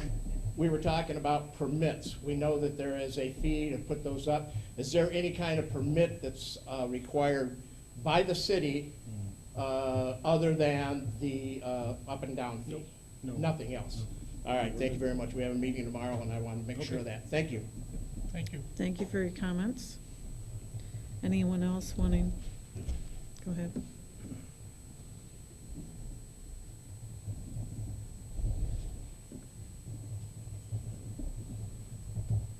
Randall Peart again, West Chicago. I'd like to communicate the dismay of many residents at the funding battle that's been going on between the DDA and the City Hall and the mayor. Early in 2019, the mayor and the City Hall seemed to be obsessed with raising funds to cover some absence of funds from the DDA, primarily from the DDA, using the TIF funds and other services, I guess. Also putting the DDA down and the central district and belittling the downtown's value to the city. In early summer, there was a $370 a year additional tax for the oxidation ditch funding placed on the residents, and didn't actually happen, but it did seem to lighten the attitude of the mayor. There seemed to be some money coming in, maybe, I don't know. That's my guess. And also missed government funding assistance for the oxidation ditch funds, which means we pay a bit more. However, the feuding between the city and the DDA continued with a disagreement over 10 years of TIF funds and their disposition. TIF funds used by the city are presumably borrowed funds that must be paid back because the premise is they are paid back by the extra income from the downtown properties, which are not receiving those funds, of course. So the city has had in practice borrowed funds which will have to pay back under the pretense of incremental property values. That has not been funded. I saw somewhere that the state or the county was complaining about some municipalities having borrowed money under the TIF umbrella, but for their own purposes. To clear the matter up, the city should appoint, the city or the commission should appoint an independent auditor, not from the city or the DDA, to determine the facts about the money between the city and the DDA and straighten it out. This would also be useful for the new city manager to understand how things work in the city. So I have for you, I was searching what a forensic accountant was to look through things, and it might sound a bit frightening, but it's actually rather simple. It's somebody who specializes in a particular financial channel that, and reports back to the commission. So I'll give you this flyer from the city of Killeen in Texas. Just happened to search on it by accident, and it seemed to be quite appropriate. So, not scary, really. It's quite straightforward. But I think it would be very valuable for the city to do that sort of thing. So, leave it with you. Thank you. Thanks, Randy. Thank you for your comments. Anyone else wanting to come forward? Mr. Vygotsky, you may write your comments and the clerk will read them. You're not going to give me an opportunity to apologize? Would you like to write that down? And the clerk will read that. At the next meeting. That'd be wonderful. Thank you. Commissioner Downey, do you have comment? I'd like to make a Outside of motion. your, okay. I'd like to make a motion to allow Dan to speak. I'll Okay. second that motion. All right. Roll call, please. Okay, Whedon, Yes. Gurney, No. Dennison, Yes. Moore, No. Downey, Yes. Dan, you may speak. I'll waive my right to speak right now. I'll come to the next meeting and I'll come up here and I'll do my free, unless there's something you want to write for me to read, I'll do my apology then. That would be fine. That would be fine, and we will move on. Anyone else with public comments?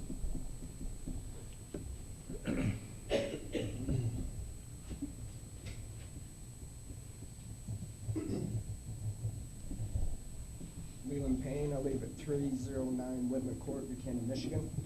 So one thing I'm learning is I'm completely terrified of public speaking. It's not getting any better.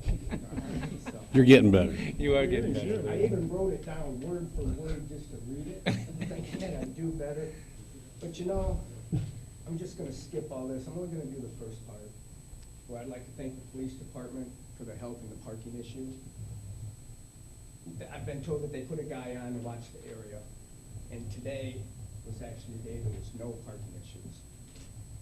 But with that being said, this is my 10th meeting on this particular issue. This month marks 1 year since I first came with this issue. I've seen organizations and people come and go, talk about what they gotta talk about, they come back the next meeting, approve. I'd just like to know when something's gonna be done about it. Every time I bring it, there's something in there that, well, we can't do it because of this, we can't do it because of that. And like I said, I had it all planned out, and I practiced it like 15 times. But basically, I'd just like to know when it's gonna be addressed. And if it's not gonna be addressed, just tell me, and I'll quit wasting everybody's time, and I'll go home and spend time with my kids.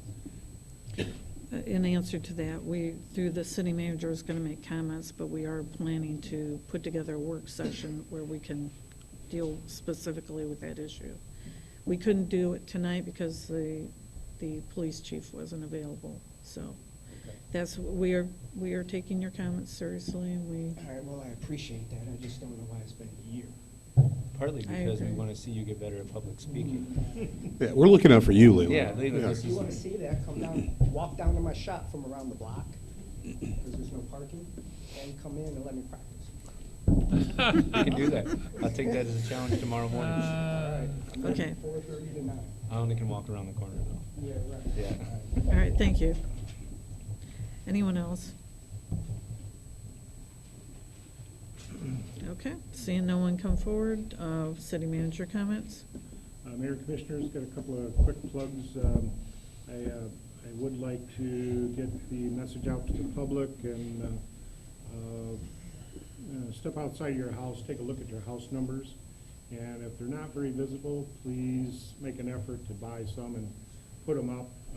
Again, our local police department knows a lot of people in town, but house numbers have always been a challenge for first responders, especially the ambulance people, because we get the police officers get a little benefit of knowing who's in town, but when ambulances come in, they are really struggling to try to find the address they're trying to head to, and it's all about the house numbers. So if the public could take an effort and look at those house numbers and make sure that they're visible, reflective type, that would really be helpful. The other thing I'd like to plug is March 12th, there'll be, the census forms will be hitting the mailboxes and start arriving at everybody's house. If you haven't seen it, there's a big push in Michigan to try to get a good account for all the people that are here. There's an estimate that nearly 30% of the people will not be counted in the state, and that works out to be hundreds of millions of dollars to the state of Michigan for different programs, to roads, infrastructure, child care, schools. It's very important that we get a good, accurate count. So count day is, I believe, April 1, but it's open for almost 3 weeks thereabouts. So we are participating in a program that to help get people to submit their information. We're working with Ram Love and Lowry's Meat Market. We'll have little vouchers for quantities of ham if you fill out your information and submit it over the computer that we'll have available for people to do so. So we're quite excited about that, hoping to capture a lot of people that don't normally report. So we're trying to do our effort to get those numbers up. Okay, lastly, we got a lot of projects. You know that. And we have other items of interest we need to talk about. So it's time to talk about work sessions. We've got 2 topics that I'd like to get into a work session here fairly soon. One is the parking situation, and then the other is we have had 3 letters of interest now for the feed mill property, which we own. So we need to get together and have a discussion, kind of informal nature, what the city commission would like to do with that property. The options are sell it or work with a entrepreneur and lease the property to somebody that wants to utilize that property for a business purpose. So the other would be the parking situation, and I'm hoping with these, if we could schedule a work session back to back, taking a half hour per topic, might be able to get some real distance on some of these. Again, I know been working with Tim on the parking situation. We've got some ideas. We've got some ideas about signage, but we need to have that, kind of informal discussion on what is going to work and what people don't think will work. So we're not putting up signs and then taking them down in a day. So okay. Commissioner Attorney has a question. You want to schedule, we're here, you want to schedule those work sessions? Would it be possible to do it as an add-on to the March 7th goal setting? Okay, we could do that. Because that is like very soon. Make it one long and day. Yeah. It would be a long day, but then we'd have one, and we could. We're here. I can definitely Yeah. keep the gavel active to people keep, talking too much. We could go, goal settings from 9 to 1, we could go Okay. from 1 to 2 with the. Do Okay. an hour for each one. Would be I'm on that- board with that. I'm on Okay. board too. Yeah. All right, everyone kind of in agreement with that? Okay? Yep. That sounds, And I've Commissioner also- Downey? Yeah, I'll be all right. March 7th? Okay. Yep. All I right, so also let's- have Jeff Ray coming to the goal setting to, I asked him if he could come in and talk with us for about a half hour about some of the projects that we think might be very viable for the community. So, Okay, then could you then be sure beforehand we get an outline of Yep. what our timing is, and so we can actually plan some breaks in there too, so. Yep. It will be kind of a long day. Could you, just for Leland, could you update him on what Tim found out about the ordinance? Yep, our corporate counsel reviewed our ordinance. Excuse me. And in our parking ordinance, we have a section that singles out property owners and singles out their employees and prohibiting them from parking downtown. It's been Randy's opinion that specific enforcement, special enforcement of that group would be difficult to enforce.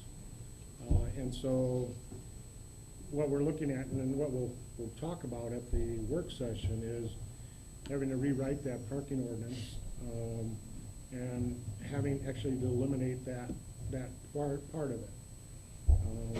And then, so, unfortunately, that's where we're at. We'll have to do some other method of getting business owners, employees to be considerate of not taking up patrons' spaces downtown. So. Okay. That's all I have, so. Okay, that's all you have for your comments? Okay, why don't we start with Commissioner Whedon? I'm good. Okay, Commissioner Attorney? Oh, I just wanted to thank Jeremy Frame. He bumped into me the other day, and he apologized for not getting back to me. I had stopped into his business about a month ago, or a little more than a month ago, to thank him for coming to Buchanan and putting all the money into his investment there, which is looking really nice. And so I just wanted to make a shout out for him for complimenting the city and doing a very good job. The other thing is, I just want to, it's sort of a personal note. Yesterday was Sheila and I's 40th wedding anniversary, and I just want to say a big thank you to a woman who over 40 years I've known is just an outstanding person, an individual, intelligent, compassionate, you name it, she's it. I just want to say thank you, Sheila, for 40 great years of being married to you and knowing you, actually close to 50 years. That's all, Your Honor. Congratulations. Let's have Commissioner Downey. No comments tonight. Okay, Commissioner Dennison? I wrote my comments. I'm going to read them.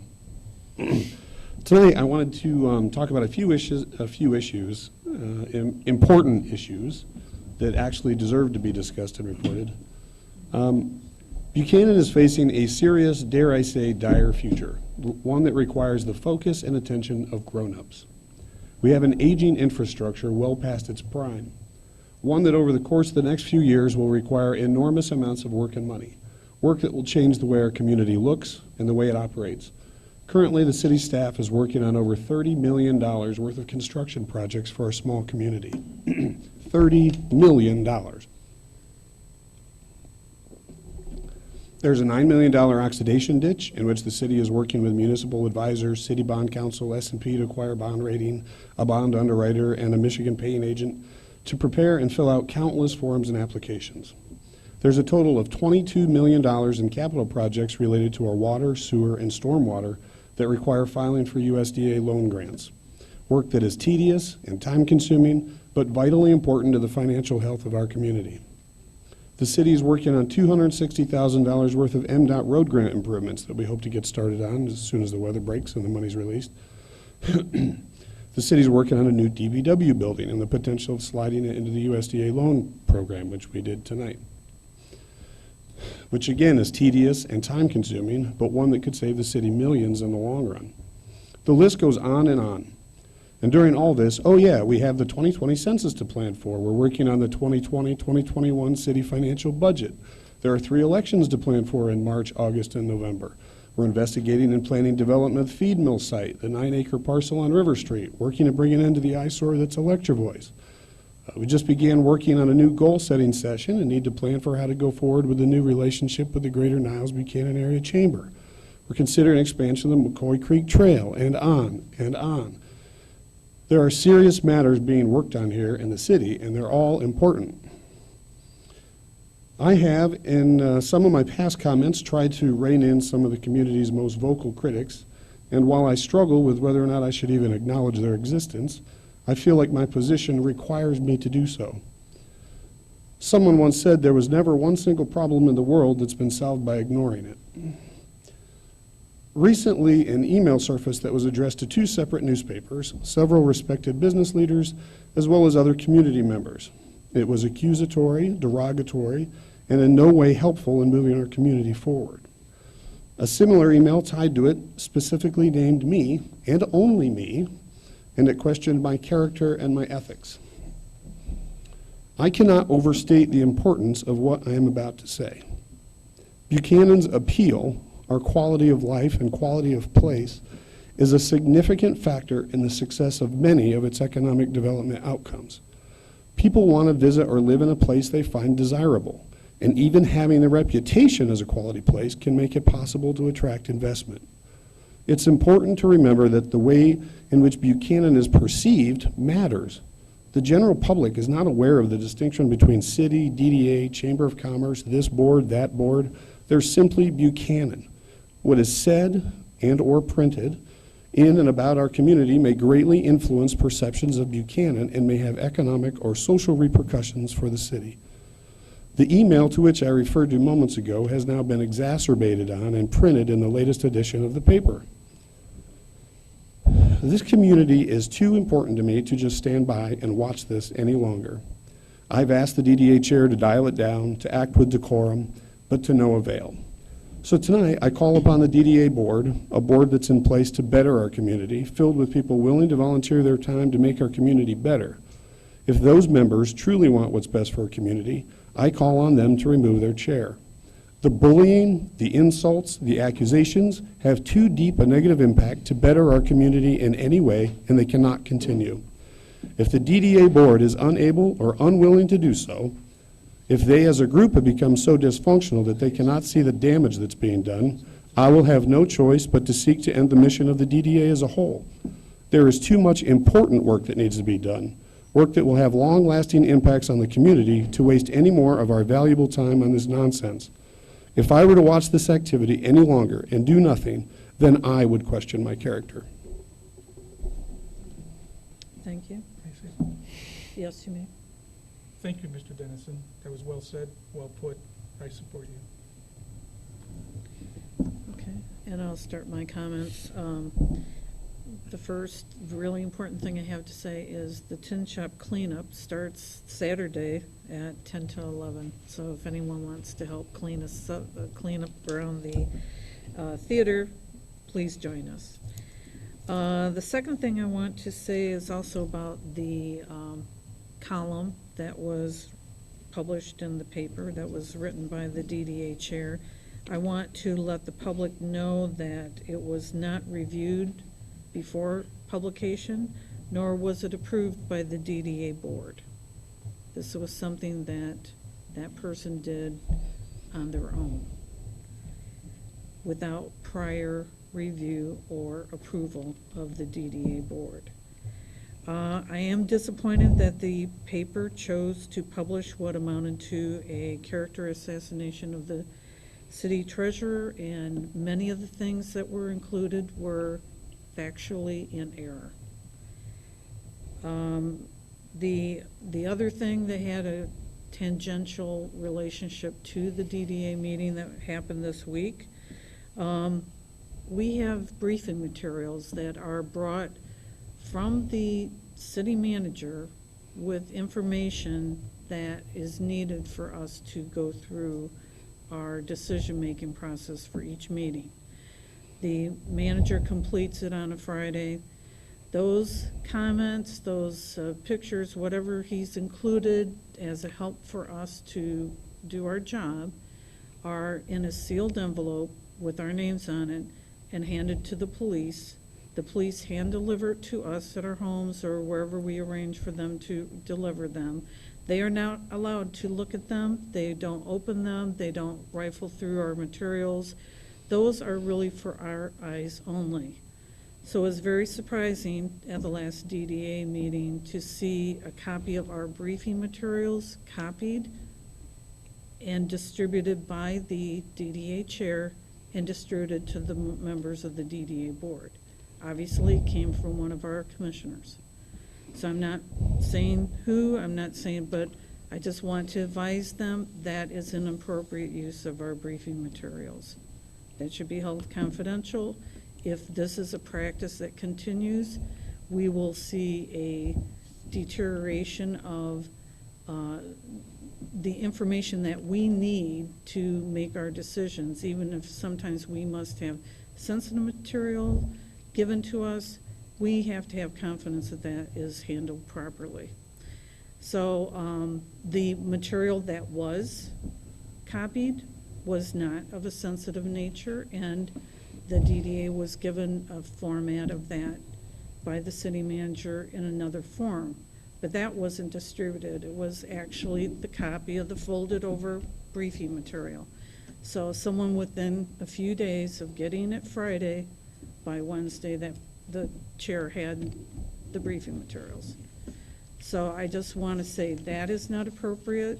People here, it's a year and a half into your terms. People here should know that that's not appropriate. Okay, so with that, I'll entertain a motion to close and adjourn the meeting. I'll make a motion to adjourn. Support. Okay, we have a motion and support. All in favor, say aye. Aye. Any nays? The ayes have it. The meeting is adjourned. Thank you for coming, everyone.